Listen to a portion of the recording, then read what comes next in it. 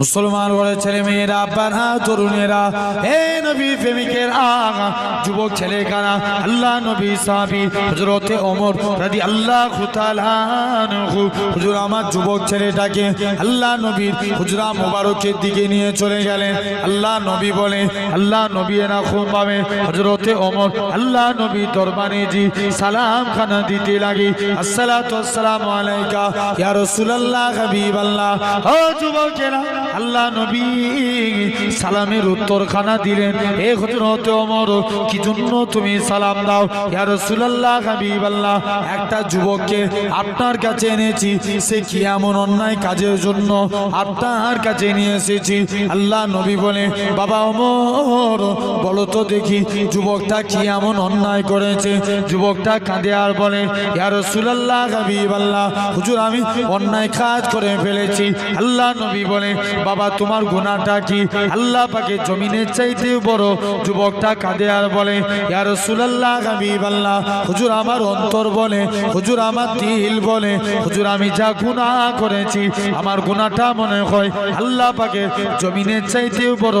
আল্লাহ নবী বলে, ও বাবা যুবক, বলো তো দেখি তোমার গুনাহটা কি? আল্লাহ পাকের আরশে আজিমের চাইতেও বড়। যুবকটা কাঁদে আর বলে, ইয়া রাসূলুল্লাহ হাবিবাল্লাহ, হুজুর আমার অন্তর বলে, হুজুর আমার দিল বলে, হুজুর আমি যা গুনাহ করেছি আমার গুনাহটা মনে হয় আল্লাহর আরশে আজিমের চাইতেও বড়। আল্লাহ নবী বলে, বাবা তোমার গুনাহটা কি? আল্লাহ পাকের আসমানের চাইতেও বড়। যুবকটা কাঁদে আর বলে, ইয়া রাসূলুল্লাহ হাবিবাল্লাহ, হুজুর আমার অন্তর বলে, হুজুর আমার দিল বলে, হুজুর আমি যা গুনাহ করেছি আমার গুনাহটা মনে হয় আল্লাহ পাকের আসমানের চাইতেও বড়।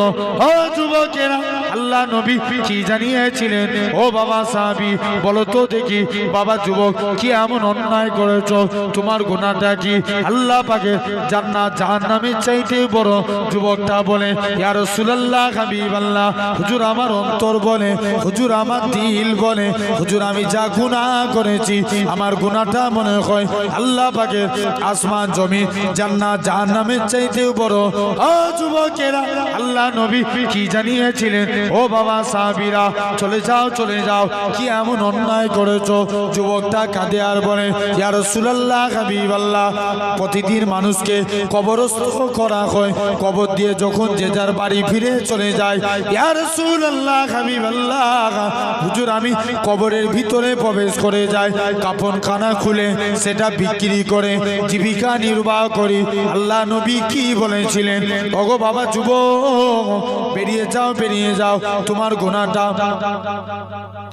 তুমি আল্লাহর কাছে তওবা করো, আমার আল্লাহ তোমার গুনাহটাকে ক্ষমা করে দিবে। যুবকটা বলে, ইয়া রাসূলুল্লাহ হাবিবাল্লাহ, হুজুর আমি এর থেকে বড় অন্যায় করেছি। কি এমন অন্যায় কাজ করেছো? ইয়া রাসূলুল্লাহ হাবিবাল্লাহ, প্রতিদিন মানুষকে কবরস্থ করা হয়, কবর দিয়ে যখন যে যার বাড়ি ফিরে চলে যায়, ইয়া রাসূলুল্লাহ হাবিবাল্লাহ, হুজুর আমি কবরের ভিতরে প্রবেশ করে যাই। হুজুর গতকাল একটা কুরআনের হাফেজা মেয়ে ছেলে ইন্তেকাল হয়ে গিয়েছিল, যে মেয়েটার কবরের মাটিখানা সরিয়ে দিয়ে কাফনখানা খুলে সেটা বিক্রি করে, হুজুর আমি যখন কবর থেকে উঠে যাব, কে যেন আমায় মেয়ের গলা করে বলতে লাগে, ওরে বুকা যুবক, ওরে আহম্মক যুবক, তোর মতো কি বুকা কেউ আছে যেই মেয়েটাকে দেখার জন্য মদিনার শিল্পপতি ছেলেরা লাইন দিয়ে বসে থাকতো, আজকে তুই সেই মেয়েটাকে একা ছেড়ে দিয়ে পালিয়ে যাস? ইয়া রাসূলুল্লাহ হাবিবাল্লাহ, হুজুর আমি মেয়েটার সাথে জিনায় লিপ্ত হয়ে গেলাম। জিনাখানা কমপ্লিট করার পর যখন আমি কবর থেকে উঠে যাব, কে যেন আমায় মেয়ের গলা করে বলতে লাগে, ওরে বুকা যুবক, কাল পর্যন্ত আমি পবিত্র অবস্থায় কবরে এসেছি, তুই আমায় অপবিত্র করে দিলিস, কাল কিয়ামতের ময়দানে আল্লাহ দরবারে মামলা দায়ের করে দিলাম। ইয়া রাসূলুল্লাহ হাবিবাল্লাহ, হুজুর আমি এরকম ভাবে কাঁদি। আল্লাহ নবী বলে বাবা যুবক বেরিয়ে যাও, বেরিয়ে যাও, তোমার গুনাহটা আল্লাহ পাকের দরবারে মাফ হবে কি? এটা আমি নবী আমি তো বলতে পারবো না, এখান থেকে তুমি চলে যাও। যুবক ছেলে কানা জোর করে কাঁদে। 40 দিন না খান আদ অবস্থায় কেঁদে কেঁদে আমার আল্লাহর কাছে তওবা করে আমার আল্লাহ পাক যুবকের জীবনের পাহাড় পাহাড় গুনাহটাকে আমার আল্লাহ ক্ষমা করে দিয়েছে।